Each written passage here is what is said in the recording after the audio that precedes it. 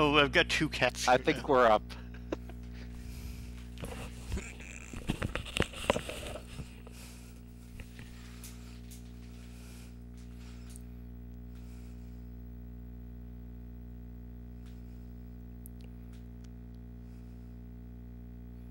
Claire, we're on.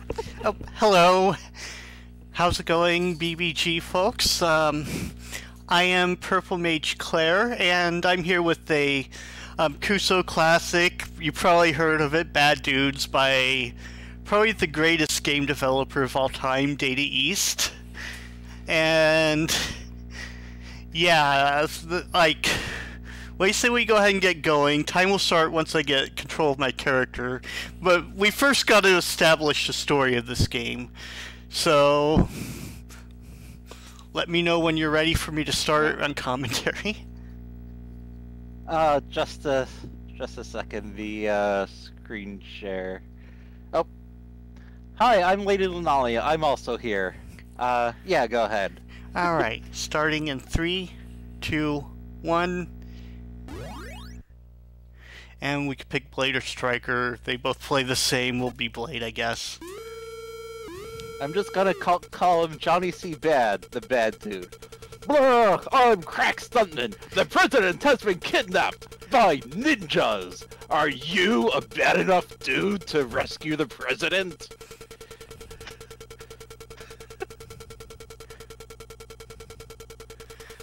Alright.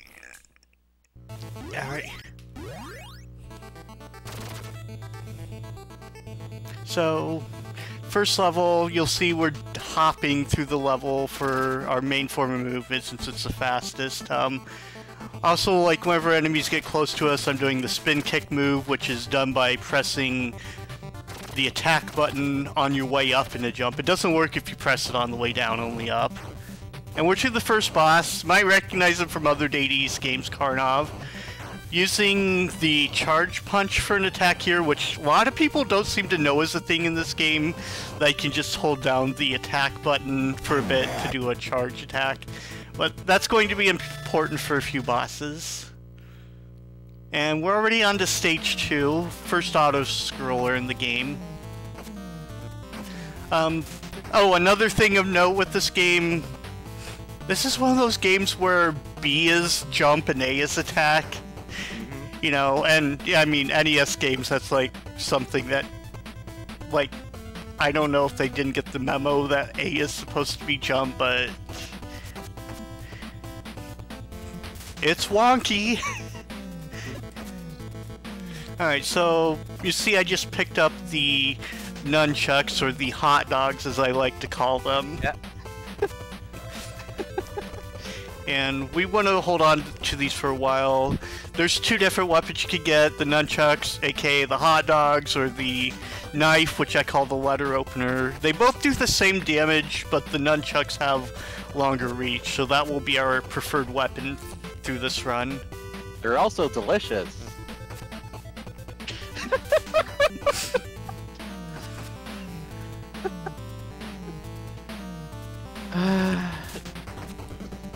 And honestly, I really dig the music for the auto-scroller stages. It kind of has a Castlevania vibe to it.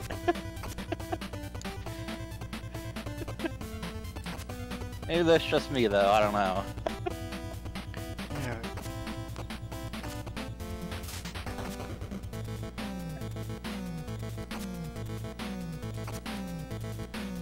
Yeah. So someone in chat calling this the slowest auto-scroller in the land, and yeah, it sure feels like that, doesn't it?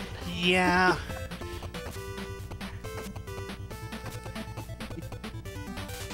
There we go. Alright. No. Boss time. What?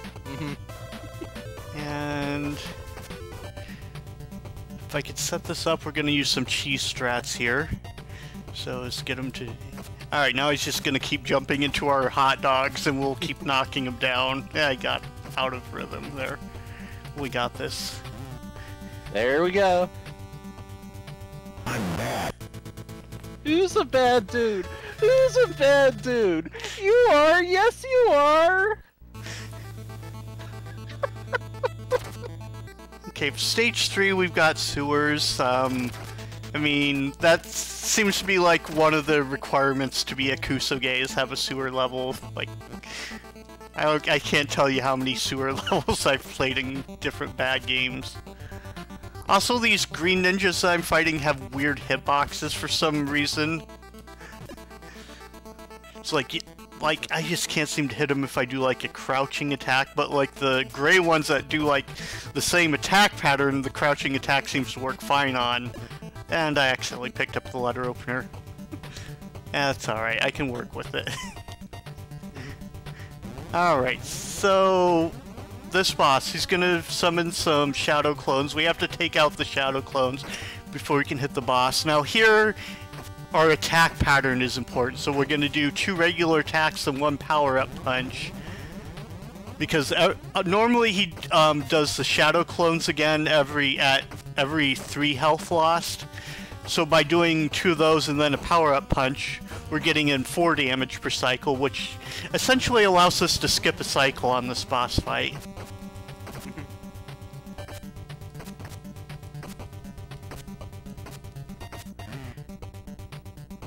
Right under. I'm bad. Yes you are. Where are all the good dudes? I mean, seriously. Where have all the good dudes gone? And I need a hero. I'm holding out for a hero. Okay, so do you want to talk about the game some more, or are we just gonna sing all night? Well, let's talk about the game. I mean, we're on the 4th stage, the forest. I'm gonna get my hot dogs back here soon. Should be a guy coming up after this jump, I believe. Yep, there he is. Movement's getting a little bit trickier because more enemies spawning. I really want to get out of this level while still having the hot dogs for the one that's coming up next. It can make like a huge difference on the level after this. So we're getting close to the end of this level. Yep, and of course the levels have like those segments too that where you just have to like sit there and wait for it to scroll down. You're just sitting there for like 10 seconds as the game auto scrolls and you can't do anything. Alright, we got the cyborg boss. Gonna use a hit and run strategy with the power-up punch. This guy hits really hard, but he always follows the same attack, so he's gonna do the overhead chop and then the spin kick. Always in that order. So we're just gonna power-up punch him until he falls down. I'm bad. Voice sample speaking for itself there, truly. Alright, second auto-scroller, the train. Of course, here the game decides to also kind of be a platformer, but the platforming controls in this are honestly not that good. Like, and if we fall on the train tracks, we'll take a lot of damage, so we've got to be careful in making these jumps from car to car. And like the spacing for it is tight, like you have to pretty much be right at the edge of one to be able to make the jump over to the other. Yeah, I noticed the gaps were a lot bigger in this one compared to the first auto-scroller. Yeah, and we have a lot more gaps to worry about in this one.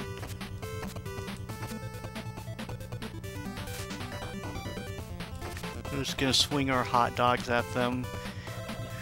And I don't know if anyone else remembers Teenage Mutant Ninja Turtles 2, but like when I think about fighting with hot dogs, I always think of, I think it was Michelangelo in that opening fighting scene that grabbed a couple sausage links and swung them around like nunchucks. It seemed, I can't remember for sure, but that seems like a Michelangelo thing to do that. Like, for some reason I seem to remember that being him.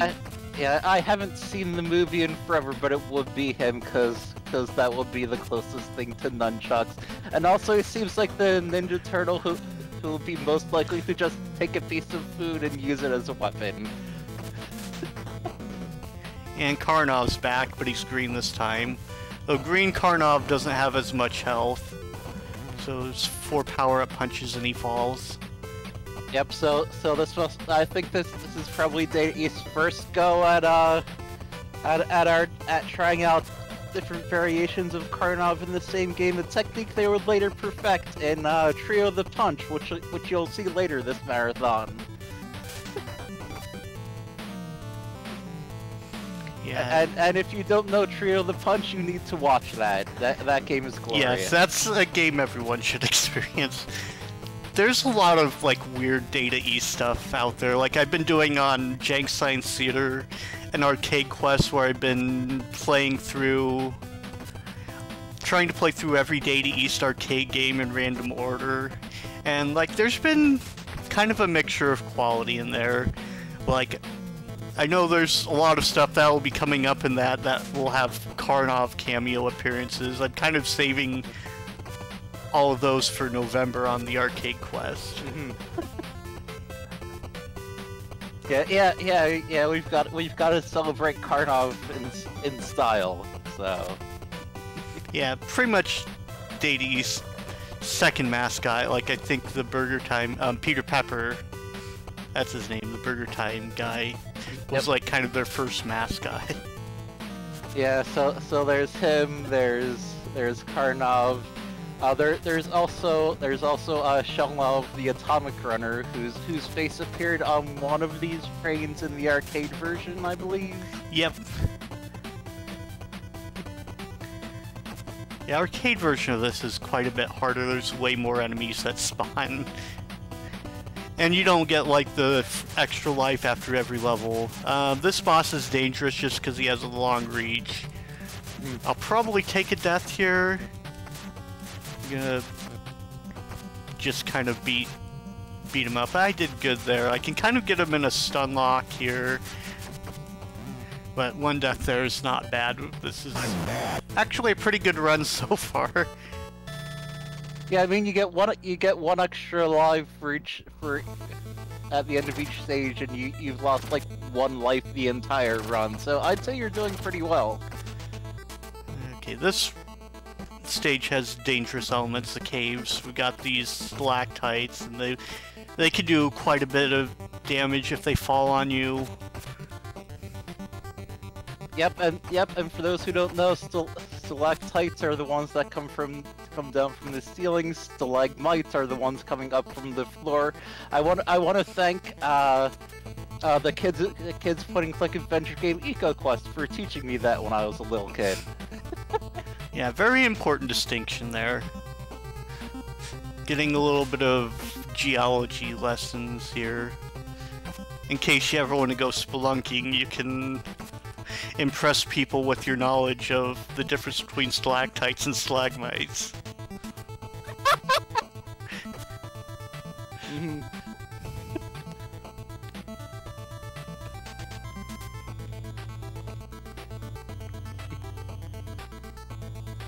Yep, and of course we've got the blinking can of generic red can beverage there. Obviously couldn't spring for that lucrative Coca-Cola license.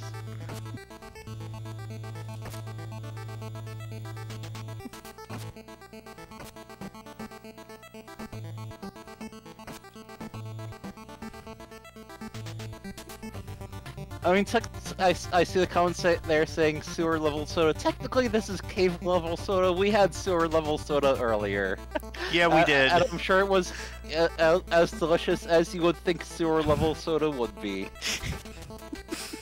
Also, these spike pits are actually kind of difficult to jump across. Like, it likes to eat my input on this level for I don't know what reason, and it's like, even when I think like I'm gonna make it, like I seem to just miss a lot of the times. But, yeah.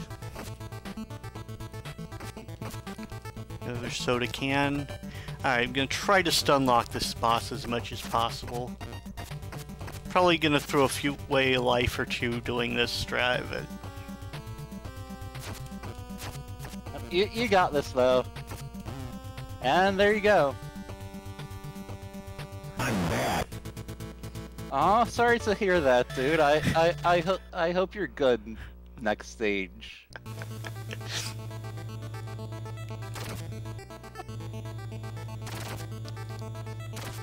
Alright, and I believe this is the final stage, right? Yes. Yeah, I'll pick up the letter opener just to have a weapon. Of course, we have to fight like some number of enemies before it will scroll here. Yeah, I mean the letter opener will do in a pinch, but you really want to have you know, hot dogs, a pie you can throw, you know, something edible.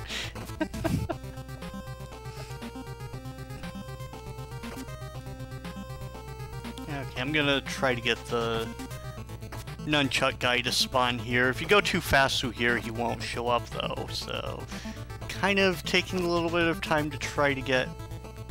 Is he just not gonna show? There you are. There he is, yeah. And we got a bunch of green ninjas. Again, can't crouch hit them, but the gray ones you do. Man, not sure why the hitboxes are that different on them.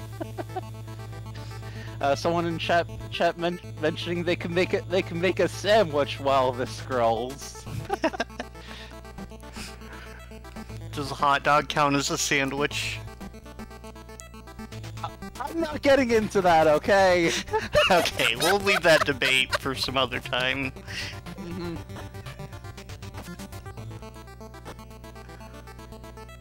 I love how that ninja that sets himself on fire is just stuck running between those two things.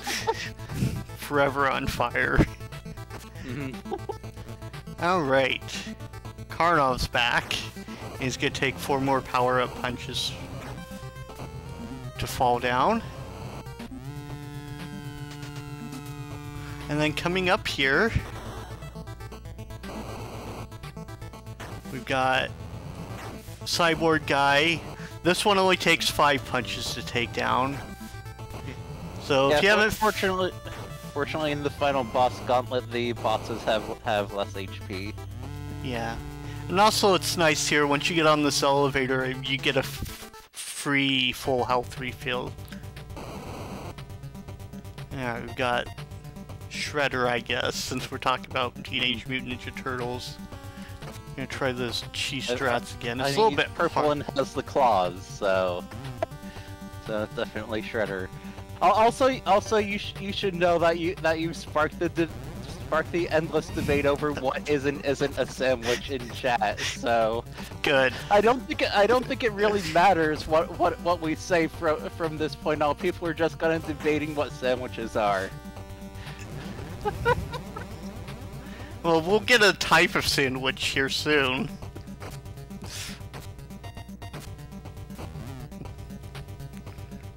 Alright. We'll see about that. This time this boss is easier because we have a way to cheese it. But I like how this is the boss from the second auto-scroller stage, but the ideal strategy is basically to do the cheese strat from the first auto-scroller stage. It's kind of a way of bringing things full circle, I guess, even if it's unintentional. Alright, you're just gonna beat the tar out of that guy until he falls down. And we're to the final boss. Oh, that was quick. Yeah, also here, we don't want to jump too soon. Those helicopter blades will kill us if we jump into them. Just like real helicopter blades, I would assume. Yeah.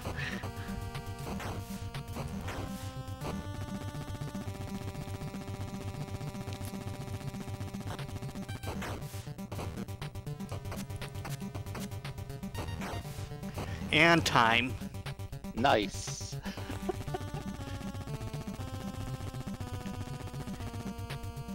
I'm back. Yes, yes you are. And speaking of sandwiches... Hey dude, thanks for rescuing me. Let's go for a burger. Ha, ha, ha, ha. I just want to point something out here. So look at the president. Look to the right of this shirt. You can see his hand, and he's holding a burger. He gets a burger. We don't. We literally went for a burger, and we didn't get it even though we just rescued him from a hostage situation. What the heck?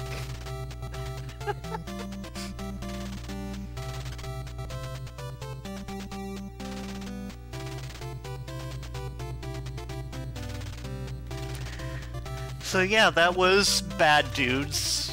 I've definitely had fun learning to run this game. Like, I picked it up back at the beginning of July, and so it's been a few months I've been playing this.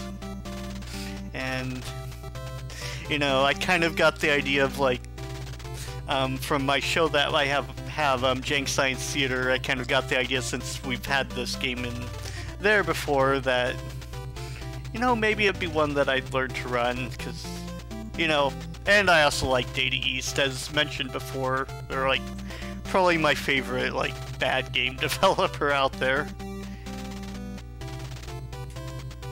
Yeah, I mean, Data East games, like, they didn't always have the highest budgets, but there's still a lot of fun to be had, I feel. Also, comment in chat pointing out, unfortunately, the burger was made on the set of Burger Time, so maybe it's for the best we didn't get one. Oh dear. Yeah, yeah. Anyways, that's the end of the game, so this has been fun. I've enjoyed running this for all of y'all. And I just want to say good luck to the rest of the runners, and I'll go ahead and hand it back over to the hosts. Take care, everyone. Bye. Bye-bye.